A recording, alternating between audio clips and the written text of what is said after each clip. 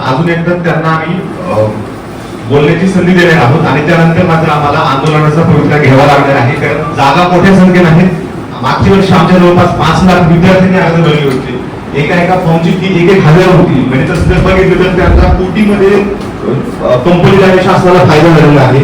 आणि एवढे सगळे विद्यार्थी आमची जर तयारी करत आहेत तर आमचे विद्यार्थी आंदोलनात सुद्धा उभे राहणार आहेत. आम्ही एक अजूनही 8 दिवस अधिवेशन संपेपर्यंत वाट बघू, त्यानंतर मात्र आम्हाला आंदोलनाचा पवित्रा घ्यावा लागणार आहे.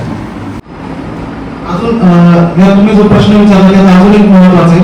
गृह विभागाने पाठीमागे निर्णय घेतला होता की कोविडमुळे ज्या मुलांचं वय वाढ झालं पेसा क्षेत्राचा म्हणजे आपले आदिवासी आणि नॉन आदिवासी त्याचा सुद्धा सर्वोच्च न्यायालयाने निकाल दिला आहे की तुम्ही पेसा क्षेत्र सोडून इतर नॉन पेसा क्षेत्राची भरती करायला काहीच अडचण नाही, पण त्याची सुद्धा प्रोसेस होत नाही. आणि सर्वोच्च न्यायालयाने हा निकाल देऊन म्हणजे जाहिरात काढणं असेल, कुठची प्रोसेस असेल ती लवकरात करून घेण्यात यावी, कारण तुमच्या आशेवर लाखो विद्यार्थी तयारी करत आहेत.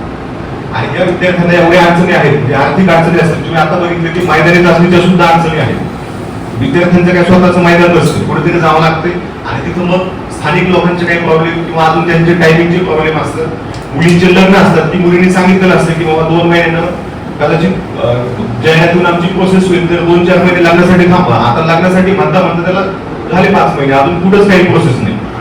आणि यांनी सांगितलं की सगळे रिक्त पद भरणार, म्हणजे तुमच्या समोर तो स्क्रीनशॉट पण माझा जोडला आहे पुढारीचा, सगळे रिक्त पद भरणार म्हणजे प्रत्यक्षात काहीच झालं नाही. त्यामुळं आमची तुमच्या माध्यमातून एक विनंती आहे की वनमंत्र्यांच्या आश्वासनाबद्दल काय झालं आणि ते पुढे काही लेखी आश्वासन वेगळे देणार आहेत का, जेणेकरून हे जे हजारो विद्यार्थी तयारी करत आहेत त्यांना प्रॉब्लेम होणार नाही. त्यानंतर 6 जून म्हणजे 5 जूनला जो आपला जागतिक पर्यावरण दिन होता त्या दिवशीची बातमी आहे महाराष्ट्र टाइम्स चंद्रपूरची, तिथं सुद्धा वनमंत्र्यांनी सांगितलं की येणार नाही. त्यानंतर त्यांनी तिथं लोकमतची पण बातमी आहे, पुढारीची पण जोडलेली आहे.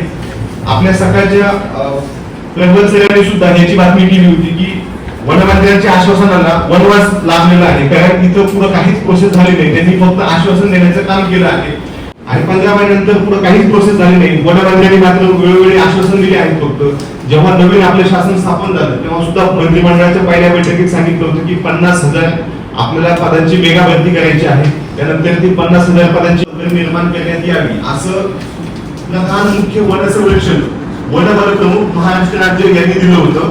आणि म्हणजे प्रशासनाला गरज आहे, प्रशासनाने ती गोष्ट मांडलेली आहे आणि त्याला आता तब्बल मे